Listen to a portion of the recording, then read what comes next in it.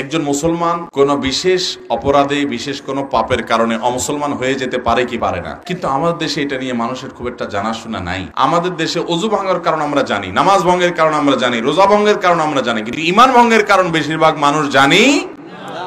ভাইরা শুনে রাখেন, আপনি ঈমান আনার পর যদি মনে করেন যে না, কোরআনের এই জিনিসটা আমি মানি না, এটা আমার বুঝে আসে না বা এটা অযৌক্তিক, আল্লাহর কোন একটা বিধানকে যদি আপনি অস্বীকার করেন, সাথে সাথে মানুষ কি হয়ে যায়? কাফের। নবী করিম সাল্লাল্লাহু আলাইহি ওয়াসাল্লামের কোন সুন্নাহকে নিয়ে আপনি টিটকারি করলেন, আপনার এক দোস্ত দায় রাখছে, অনেকদিন পরে দেখে বললেন, কিরে তোর তো ছাগলের মতো দেখাচ্ছে, শেষ ঈমান।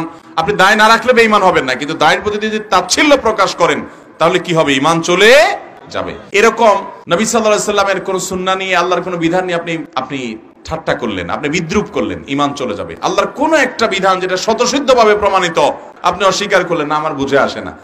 আপনি বুঝার কে? আল্লাহ স্রষ্টা, আপনি সৃষ্টি, আপনার বুঝার কে যে আল্লাহটা আপনার বুঝতে হবে, আপনি সেজন্য অস্বীকার করলেন, ঈমান হারা হয়ে যাবে। আল্লাহ আমাদের ঈমানকে ফিতনা সংকুল এই সময়ে বেঁচে রাখার তৌফিক দান করুন। আপনি আল্লাহর কাছে ইবাদতবন্দি করেন, আবার যায় কোনো মাজারে সিজদা করেন, ঈমান চলে যাবে, কারণ আপনি শিরকে আকবর করছেন, বড় শিরক করছেন, বড় কুফরিতে লিপ্ত হলে ঈমান চলে যাবে।